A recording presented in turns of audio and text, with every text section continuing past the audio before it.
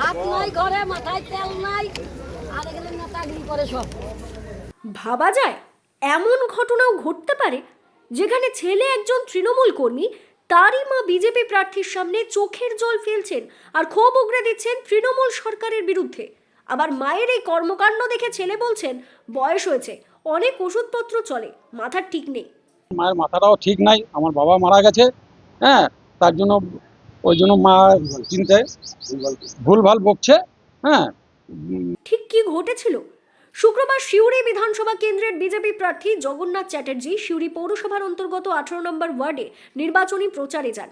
তিনি যখন প্রচার চালাচ্ছিলেন ঠিক সেই সময় ওই ওয়ার্ডের কোঅপারেটিভ কলোনি সংলগ্ন 185 নম্বর বুথ এলাকায় আচমকা দেখা যায় এক বয়স্ক মহিলা জগন্নাথ চ্যাটার্জিকে দেখে ছুটে আসেন। তারপরই দেখা যায় তার চোখে জল আর ক্ষোভ উগরে দিচ্ছেন বর্তমান রাজ্য সরকারের বিরুদ্ধে।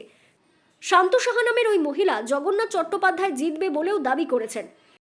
কি বলবো, জিতবে, জিতবে, কাজকর্ম আনবে, বেকার ছেলে মেয়েরা এখানে করে খাবে। আমাদের জীবন তো গেল, আমাদের জীবন গেল, ছেলেরা সব বেকার, বস্তা টাইনে টাইনে খায়, বস্তা টানবে তবে ভাত হয়, নাহলে ভাত নাই।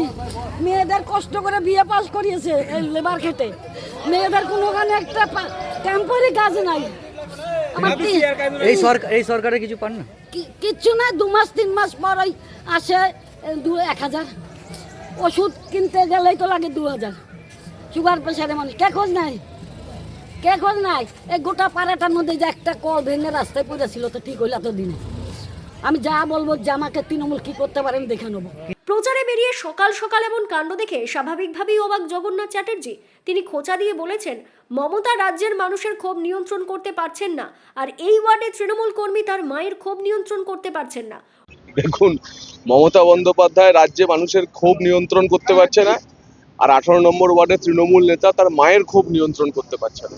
অন্যদিকে এমন ঘটনার পরিপ্রেক্ষিতে ওই বৃদ্ধার ছেলে রবি সাহা দাবি করেছেন, মায়ের মাথা ঠিক নেই, বিজেপি এই সকল সাজিয়ে প্রচার করছে। আমার মায়ের বহুত বয়স হয়ে গেছে, হ্যাঁ, সুগারের পেশেন্ট, প্রেশারের পেশেন্ট, বয়স্ক লোক। সে তাকে আমাদেরই এইখানকারই একজন বিজেপির কর্মী, সে দিদা দিদা ডাকে, সে শিখিয়ে দিয়েছে বলতে যে জগন্নাথ বাবুর কাছে যে আপনি কানবেন, কানলে পরে আপনার কিছু সমস্যা সমাধান হবে, এটা বলছিল। হ্যাঁ, আর কিছু না। এইগুলা বয়স্কর হিসাবে বলছে, আমার মায়ের মাথাটাও ঠিক নাই, আমার বাবা মারা গেছে, হ্যাঁ, তার জন্য ওই জন্য মা চিন্তায় ভুলভাল বকছে। হ্যাঁ, এখন আবার আমি ঘরে আসলাম, আমার সঙ্গে ভালোই কথা বলছে। হ্যাঁ, যে আমরা তো তৃণমূলের লোক, আমরা ওই জগন্নাথকে বলে ফেলেছি, কি বলেছি আমার মনে নাই, ভুলে গেছি আমি। ওই বৃদ্ধার এলাকার তৃণমূল কাউন্সিলরের স্বামী পবিত্র দাস দাবি করেছেন, সমস্ত রকম সুযোগ সুবিধা দেওয়া হয়, সরকারের তরফ থেকেও সব সুযোগ সুবিধা পায়। যার কথা বলছেন আমি পিসি ডাকি সম্পর্কে, উনি অনেক বয়স্ক মানুষ। ওনার মানে বিরুদ্ধে বা ওনার এই কথার কি উত্তর দেবো জানি না। ওনার প্রথম কথা হচ্ছে, সরকারি সব সুযোগ সুবিধা, সব ধরনের সুযোগ সুবিধা ওনার ফ্যামিলি পায়। প্রথম হচ্ছে যে লক্ষ্মী ভাণ্ডার প্রত্যেকটা ঘরে, ওনাদের ঘরের লোকে পায়, ভাতা পায়। দ্বিতীয় হচ্ছে রেশন ফ্রি পায়। তৃতীয় হচ্ছে যে ওনার এক ছেলেকে আমি নিজে আসার পর সিউড়ি পৌরসভার UPSC 2 যে হসপিটাল, সেখানে কর্মরত আছেন, সরকারিভাবে একটা প্রতি মাসে টাকা পান। আমার মনে হয় এটা একটা শিখানো বলি। এই সকল দাবি দাবার পাল্টা হিসেবে জগন্নাথ চ্যাটার্জি ফের একবার খোঁচা দিয়ে জানিয়েছেন, নাচতে না জানলে উঠোন বেকা।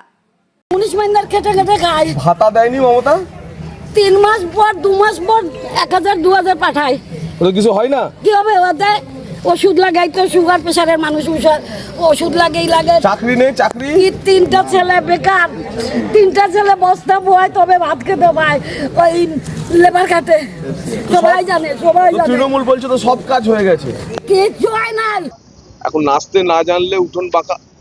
তার মা যখন বিজেপি নেতাকে সামনে পেয়ে তার আবেগের কথা বলেছেন, এই সরকারের বিরুদ্ধে বিষোদ্গার করেছেন, তখন ছেলে আর কি বলবে? বাড়ির ছেলে মাকে শিখিয়ে দিতে পারছে না, বিজেপির নেতারা গিয়ে মাকে শিখিয়ে দিচ্ছে, আর মা বিজেপির কার্যকর্তাদের দেখে কেঁদে ফেলছে, বিষোদ্গার করছে। আসলে রিয়েলিটি হচ্ছে এইটাই যে ঘরে ঘরে, তৃণমূলের ঘরে ঘরে পদ্ম ফুল ফুটে গেছে, তৃণমূলের ঘরে ঘরে পদ্ম ফুল ফুটে গেছে। 23শে এপ্রিল আসছে দিন, জনতা এবার বুঝে গেছে। না, আমি তো তাকে চিনি না, সে কে আমি তাকে চিনি না, আমি তার মায়ের কান্না দেখলাম। এই মায়ের কান্না সিউড়ি, আপনারাও দেখান, সিউড়ি, বীরভূম, পশ্চিমবঙ্গের প্রতিটি প্রান্তে এভাবে ছড়িয়ে যায়। তিনটি শিক্ষিত সন্তানের মা, তার যে কান্না, এই সরকারকে নিয়ে তার যে নিরাশা, এই সরকারকে তারা নিয়ে এসেছিলেন, আজ তারা পরিবর্তন চাইছেন, বলছেন পাল্টানো দরকার, চাই বিজেপি সরকার। আচ্ছা, তৃণমূল করে যদি ছেলে হয়, তার মা যদি বিজেপি নেতার সামনে এসব কথা বলে, তৃণমূলের নেতার সামনে আর অন্য কিছু বলার উপায় আছে কি? তৃণমূলের নেতা কি বলবে যে আমার মা যা অভিযোগ করেছে আমারই সরকারের বিরুদ্ধে তা সঠিক? তো ও যা বলার বলেছে, এর বাইরে আর কি বলবে? এর বাইরে